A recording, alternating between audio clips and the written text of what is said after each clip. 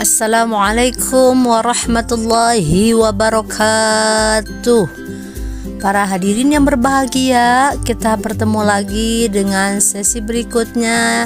Materi yang akan Boy sampaikan tentang Al-Quran Hadis adalah berjudul Al-Quran dan Hadis sebagai pedoman hidup.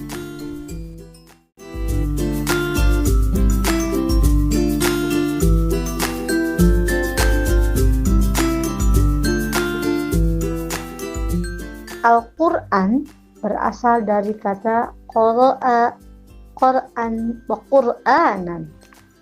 Artinya adalah pengumpulan atau pengoleksian berupa berita-berita dan hukum-hukum.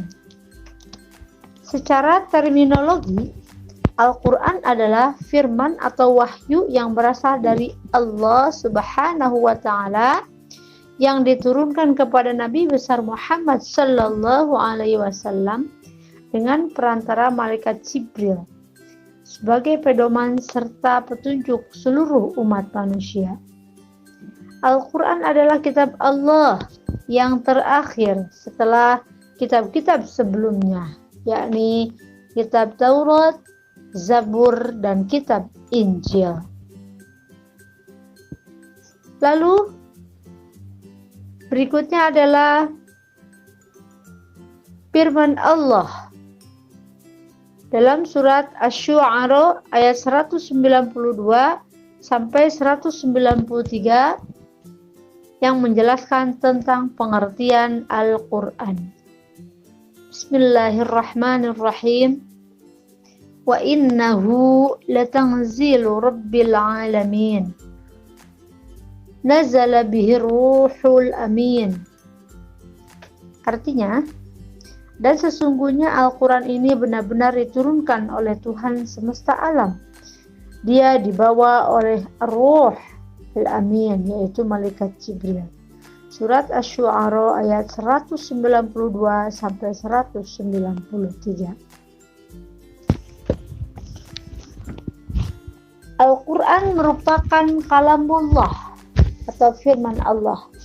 Ia bukanlah kata-kata manusia, bukan pula kata-kata makhluk lainnya, baik jin, syaitan, ataupun malaikat. Al-Quran bukan berasal dari pikiran makhluk, bukan syair, bukan sihir, bukan pula produksi hasil pemikiran filsafat manusia. Tapi Al-Quran adalah kalamullah yang Allah ciptakan langsung dengan kekuatan dan dengan izinnya lah hingga Al-Quran itu diturunkan kepada manusia dan dijadikan sebagai pedoman hidup manusia. Lalu dalam Al-Quran juga terdapat nama-nama lain selain pada Al-Quran. Di antaranya 1.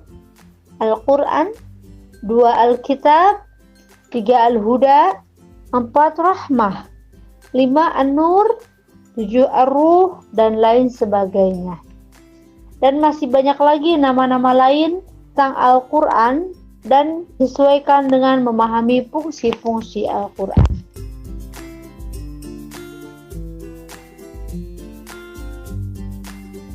Lalu berikutnya adalah pengertian tentang hadis. Hadis secara bahasa dapat diartikan baru, dekat, atau khobar. Sedangkan dalam hukum Islam, hadis berarti segala perkataan, perbuatan, keizinan Nabi Muhammad sallallahu alaihi wasallam. Tetapi para ulama usul fikih membatasi pengertian hadis pada ucapan-ucapan Nabi yang berkaitan dengan hukum-hukum Allah.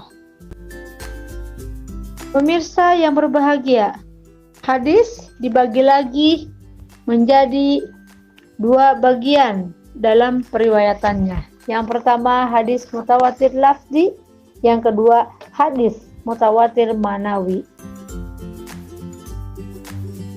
Demikian pemirsa yang dapat saya sampaikan. Semoga selalu berkahi oleh Allah pada kita semua dan Allah melimpahkan rahmatnya dan kasih sayangnya kepada kita semua. Amin. Allah ya rabbal alamin. Billahi fi sabil haq. Wassalamualaikum warahmatullahi wabarakatuh.